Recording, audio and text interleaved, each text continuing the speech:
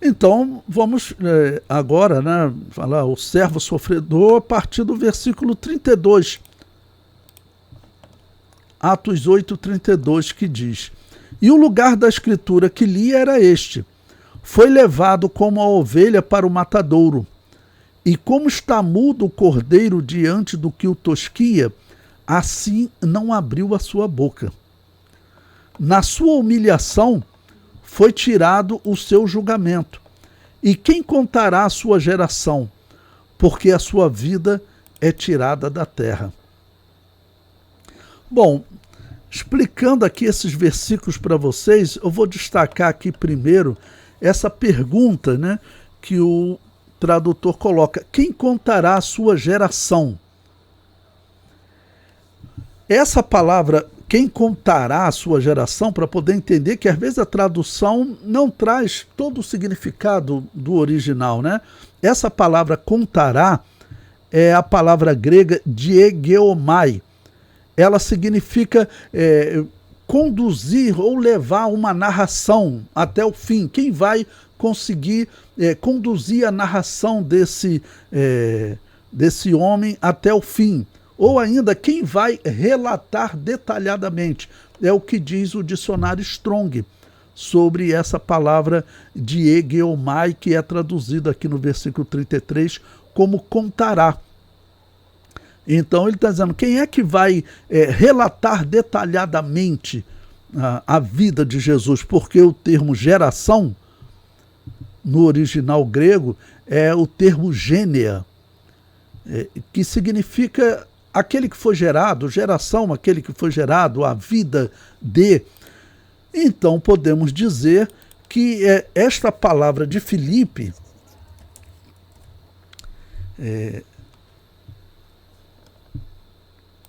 essa palavra aqui que Lucas, melhor dizendo, relata, né, traduzindo Isaías, está colocando uma interrogação. Quem vai conseguir descrever esse Messias de forma detalhada? Ou seja, o próprio profeta Isaías, então, Deus já inspirou ele para colocar essa interrogação sobre o entendimento do Messias. Já se passaram cerca de 1996 anos, agora, dia 13 de abril, vai completar 1996 anos da morte de Jesus, né? Dia 13 de abril, 10 horas da manhã aqui no Brasil, que equivale a 3 horas da tarde em Israel, vai completar 1996 anos da morte de Jesus. E até hoje existe essa dúvida, em especial entre os judeus. Eles lêem esse texto de Isaías e eles não conseguem ver esse texto como sendo uma palavra sobre o Messias, tá ok? Bom, mantenha sua Bíblia aí aberta em Atos, capítulo 8, ok? Acabamos de ler o versículo 33, mantenha aberto aí que nós retornaremos à leitura. E vamos abrir em Isaías, capítulo 53, para ver como esse texto está no original. E aí você vai observar, o original hebraico, né, ele foi traduzido para o grego, como Lucas citou ali, e essa tradução do grego para o português, que é a nossa tradução, vocês vão notar umas diferenças interessantes, né? Então lemos o que é a tradução do hebraico para o grego e do grego para a nossa língua. Agora, lá em Isaías, como é a tradução do hebraico para a nossa língua? Isaías capítulo 53, versículos 7 e 8. Ele foi oprimido, mas não abriu a boca. Como um cordeiro foi levado ao matadouro, e como a ovelha muda perante os seus tosquiadores, ele não abriu a boca. Da opressão e do juízo foi tirado. E quem contará o tempo da sua vida? Olha, então observe, o tempo, o versículo lá que diz, na nossa tradução, quem contará a sua geração? Aqui, traduzido do hebraico, está: quem contará o tempo da sua vida? Porquanto foi cortado da terra dos viventes. e pela transgressão do meu povo foi ele atingido. E o contexto fala de remissão e de transgressão do povo de Israel. Então, esse servo sofredor não pode ser o próprio Israel. Israel, ele não vai remir o seu próprio pecado. Então, esse texto ele deve ser interpretado realmente como o Messias. Bom, o que Filipe vai fazer? Agora retorne para Atos capítulo 8, vamos ler agora o versículo 34,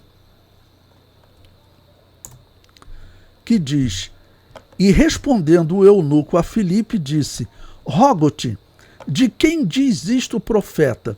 De si mesmo ou de algum outro? Então Filipe, abrindo a boca e começando nessa escritura, lhe anunciou a Jesus. Então a pergunta do eunuco é a pergunta que os israelitas fazem até os dias de hoje. Esse texto de Isaías 53, que normalmente nós usamos esse texto na Santa Ceia para falar de Jesus levando os nossos pecados, levando as nossas transgressões. Para nós essa interpretação é evidente, até pela atitude aqui de Filipe, inspirado pelo Espírito Santo, vai ensinar esse eunuco que esse texto está profetizando Jesus. E vai falar, claro, da morte de Jesus, da ressurreição de Jesus. E o que nós veremos é que o resultado será a conversão desse homem, né? E que vai levar a fé para a Etiópia. Eu falei para vocês que no dia do Pentecostes, como eu tenho dito, provavelmente um ano antes, no dia de Pentecostes, os israelitas peregrinos que estavam em Jerusalém, que iam retornar, seja para Roma, se tivesse alguém da Espanha, da África, da Síria, também se tivesse alguém do Egito, da Babilônia. Na Babilônia nós sabemos que nos dias do Novo Testamento havia uma grande comunidade judaica. Inclusive falei para vocês de um dos grandes mestres de Israel, que nesses dias agora ele já tinha morrido, né? Hilel. Diz a história que ele nasceu na Babilônia, um israelita que nasceu na Babilônia e veio para Israel para estudar a lei, ali ficou e acabou se tornando o grande rabino nesse período. Falei para vocês de Gamaliel, que era neto desse Hilel. Então os judeus estavam espalhados por todo o mundo, por conta daquele trabalho que Salomão fez, por conta da perseguição e escravidão que os assírios fizeram de 10 tribos, por conta da escravidão que os babilônios fizeram com 2 tribos. Então, aqueles do dia do Pentecostes, onde eles retornaram, eles levaram aquela fé e muitos ali foram batizados. E nesse momento da história da igreja, quem recebeu o batismo, onde ele chegasse, pregasse o evangelho e a pessoa cresce, ele tinha autoridade para batizar. Quem recebeu o batismo podia batizar. Hoje, só ministros batizam. Mas no começo do evangelho não era assim. No começo do evangelho, quem recebeu o batismo podia reproduzi-lo. É o que vai acontecer com esse eunuco.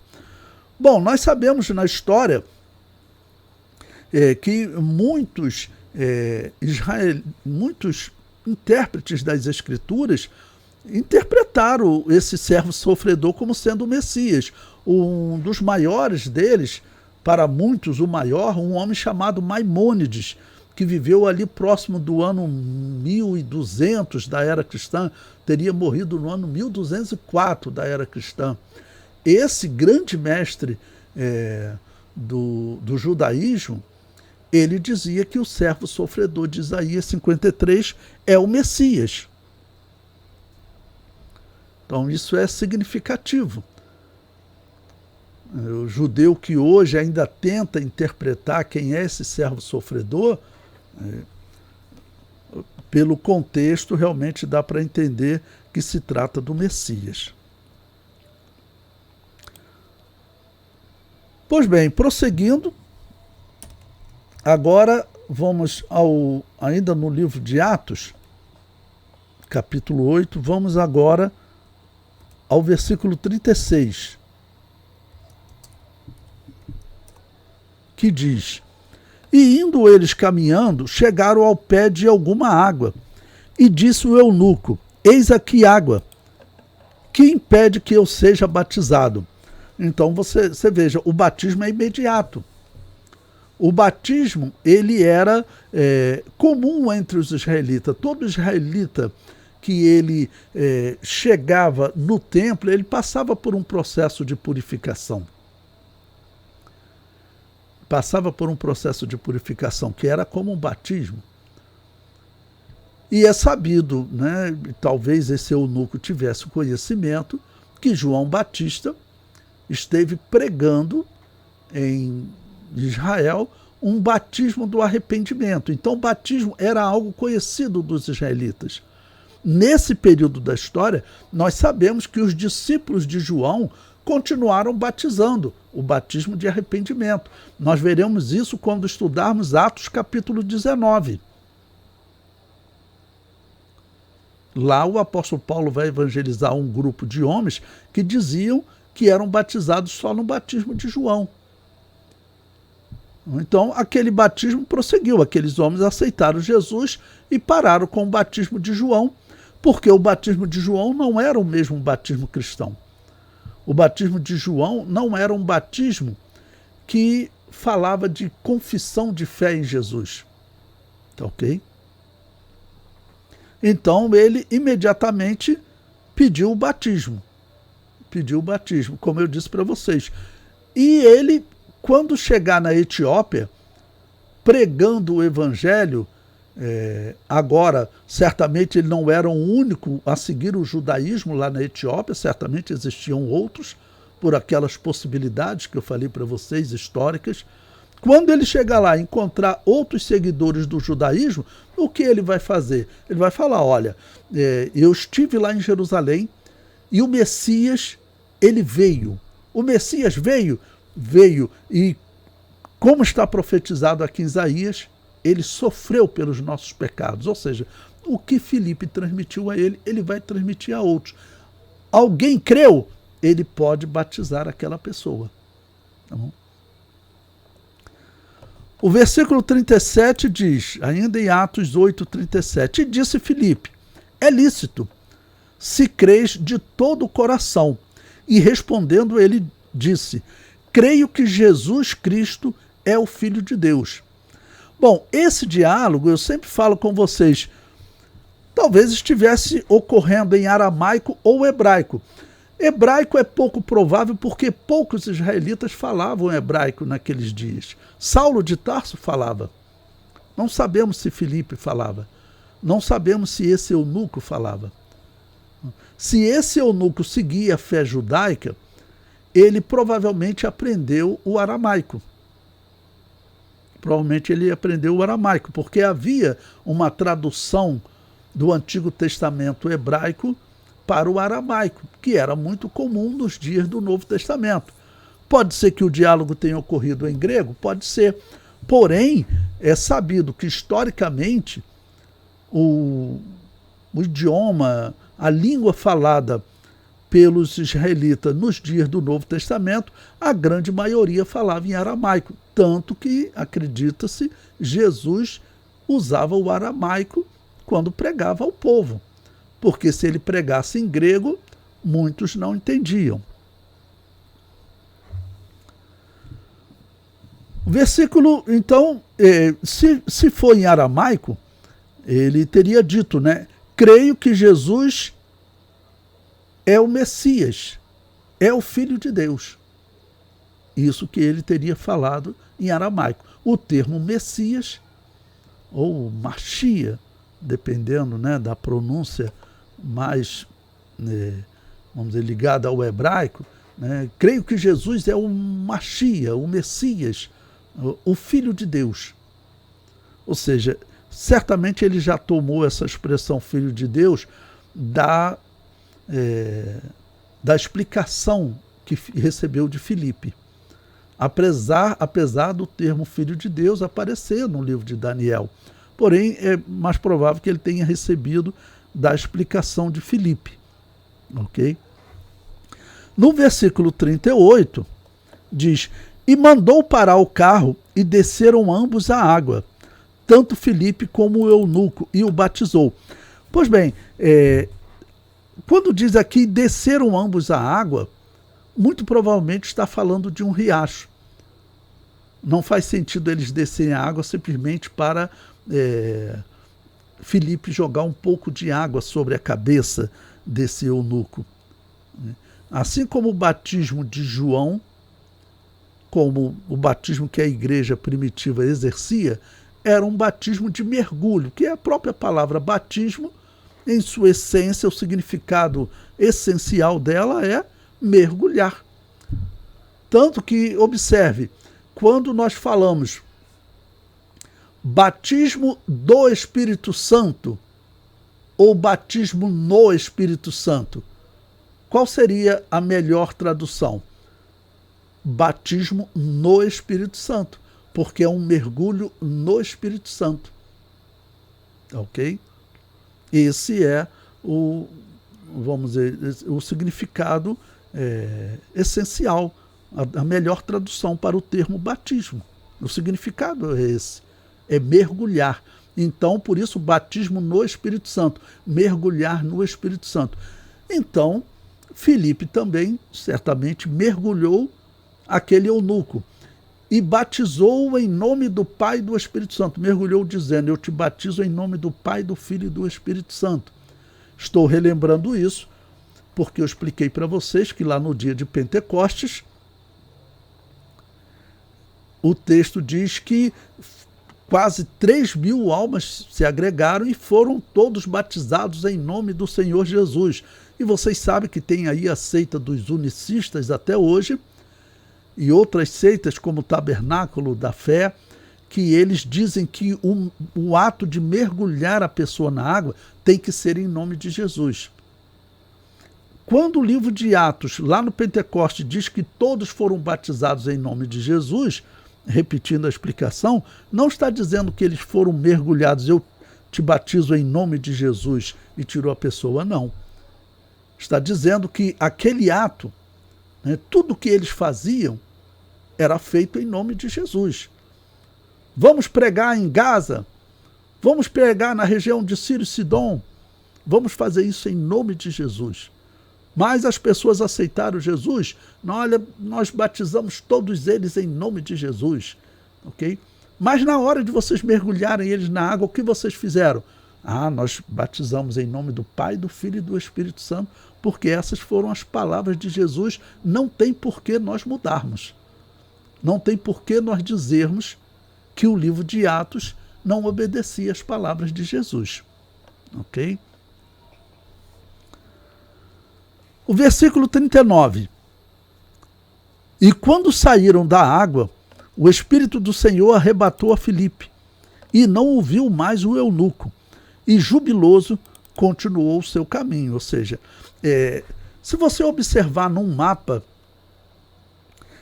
normalmente quem vinha do Egito ou da Etiópia, ele vinha beirando o mar Mediterrâneo, porque era onde estavam a maioria das comunidades, ok? A região do chamado deserto da Judéia era mais difícil você passar por aquela região. Era uma região que você encontrava água com mais dificuldade. E já junto ao mar havia mais fontes d'água, mais comunidades. Então, por isso que esse eunuco que vai para a Etiópia, ele, em vez de sair da Judéia direto para a Etiópia, ele desce para Gaza, junto do mar Mediterrâneo, e vai beirando o que era chamado no Antigo Testamento de caminho dos filisteus. Quando Israel saiu do Egito, o caminho mais rápido e mais fácil era o caminho dos filisteus. Mais fácil por um lado. Só que ele tinha um complicador. Os filisteus eram um povo muito bem armado e que entre eles haviam gigantes. Então, por isso, Deus não levou Israel pelo caminho dos filisteus. Deus os levou por outro caminho, até porque Deus queria levá-los para o Sinai, para lá entregar-lhes a lei. Então, Filipe estava descendo para Gaza, junto ao mar Mediterrâneo, e de lá ele continuaria. E como eu disse, chegando na Etiópia, pregou o mesmo que Filipe lhe pregou. Quem aceitou essa mensagem iria imediatamente ser batizado.